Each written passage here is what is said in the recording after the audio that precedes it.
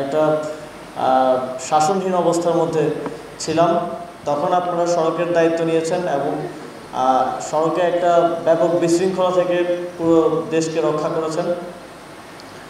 একইভাবে আমরা দেখেছি যখন বিভিন্ন জায়গায় ল অ্যান্ড অর্ডার সিচুয়েশনের ব্যত্যয় ঘটছিল, ডাকাতি হচ্ছিল, সেখানেও কিন্তু ছাত্ররাই, তরুণরাই দায়িত্ব নিয়ে সেগুলোকে প্রতিহত করেছে এবং দেখিয়েছে কিভাবে একটা সরকার না থাকলেও, আইনশৃঙ্খলা বাহিনী না থাকলেও দেশটাকে শৃঙ্খলার মধ্যে রাখা যায়।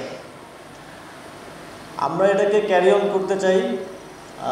আমরা চাই এই তরুণ তারুণ্যের যে শক্তিটা আছে সেটা যদি হাজির থাকে, সেটা যদি সবসময় দেশের জন্য প্রস্তুত থাকে, তাহলে আমরা যে নতুন বাংলাদেশের কথা বলছি তা আমরা খুব সুন্দরভাবে পুনর্গঠন করতে পারব।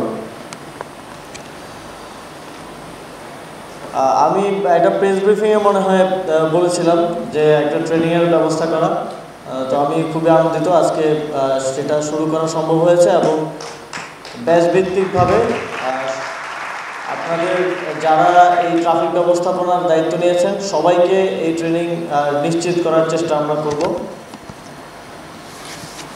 আসলে ট্রাফিক সমস্যার একটা বড় কারণ হচ্ছে ট্রাফিক পুলিশ না থাকার থেকেও বেশি হচ্ছে আমাদের মধ্যে সচেতনতার অভাব, আমাদের জনগণের মধ্যে। আমরা তো দেখতে পাই যে পৃথিবীর উন্নত দেশগুলোতে ট্রাফিক পুলিশের পরিমাণ খুবই কম, নেই বললেই চলে। কারণ সেখানে মানুষ ওই যে ট্রাফিক লাইট দেখে সেটাকে মেনে চলে, তারপর জেব্রা ক্রসিং দিয়ে রাস্তা পার হয়।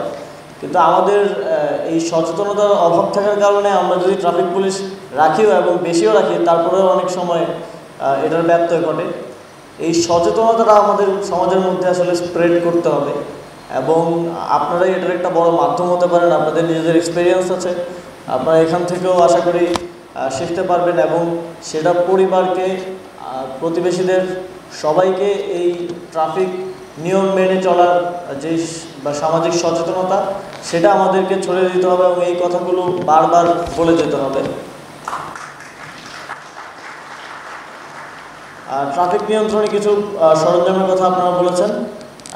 আমি স্বরাষ্ট্র মন্ত্রণালয়ের অধীনে যেই আমাদের ট্রাফিক বিভাগ আছে তাদের সাথে এই বিষয়ে কথা বলবো, তারা যেন আপনাদেরকে সে বিষয়ে লজিস্টিক্স সহায়তা প্রদান করে সেই চেষ্টা করব। আমাদের আসলে গত আন্দোলনে ফ্যাসিবাদী সরকার যেভাবে পুলিশ এবং জনগণকে মুখোমুখি করে দাঁড় করিয়েছিল তার প্রেক্ষিতে আসলে অনেক ক্ষয়ক্ষতি হয়েছে ট্রাফিক পুলিশেরও এবং বিভিন্ন যে বক্সগুলো আছে আপনারা জানেন অনেকগুলো বক্সেই আগুন লেগেছে বা ক্ষয়ক্ষতি হয়েছে।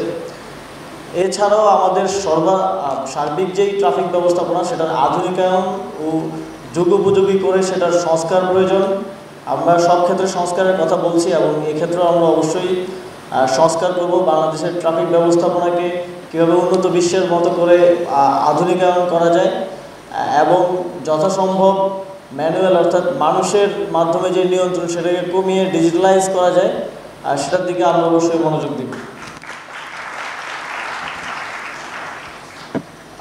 ছাত্ররা যে এবার আন্দোলনের পরে ট্রাফিক ব্যবস্থাপনা করছে সেটা কিন্তু নয়। আমরা 2018 সালেও ট্রাফিক ব্যবস্থাপনার দায়িত্ব নিয়েছিলাম। আমি ঢাকা বিশ্ববিদ্যালয়ের প্রথম বর্ষের ছাত্র ছিলাম, তখন আমার মনে আছে আমি শাহবাগে আমরা ট্রাফিক কন্ট্রোল করছিলাম এবং তখন সড়ক দুর্ঘটনাকে কেন্দ্র করে আমরা নেমে এসেছিলাম এবং এর আগে ট্রাফিক ব্যবস্থাপনা খুবই ভঙ্গুর অবস্থায় ছিল বাংলাদেশে, আপনারা জানেন। শিক্ষার্থীরা নেমে আসার পরে সরকারের টনক ছিল এবং ট্রাফিকের কিছুটা হলেও উন্নতি আমরা দেখেছিলাম। যে মানুষ হেলমেট পরে বাইক চালাচ্ছে, এর আগে তো সেটা ভাবাও যেত না। তো আমরা আশা করি যে সার্বিক একটা ভালো ব্যবস্থার দিকে আমরা পৌঁছাতে পারবো এবং সংস্কারের মাধ্যমে ট্রাফিক পুলিশকে আরও ইফেক্টিভ করার মাধ্যমে, আধুনিকায়নের মাধ্যমে বাংলাদেশের ট্রাফিক ব্যবস্থাপনা একটা সার্বিক উন্নয়নের দিকে পৌঁছাবে। এটা আমাদের একটা অন্যতম চ্যালেঞ্জ, কারণ আমাদের ঢাকা মেট্রোপলিটন সিটি জনবহুল একটা শহর। এছাড়াও আমাদের সার্বিকভাবে বাংলাদেশ একটি জনবহুল দেশ, প্রত্যেকটি মেট্রোপলিটন সিটির একই অবস্থা। তো এই চ্যালেঞ্জটা আমাদেরকে সম্মিলিতভাবে মোকাবিলা করতে হবে এবং ঠিক যেভাবে আপনারা ট্রাফিক ব্যবস্থাপনাটা করেছেন, বাংলাদেশের ব্যবস্থাপনা করতেও আপনারা এগিয়ে আসবেন এবং সর্বদা প্রস্তুত থাকবেন।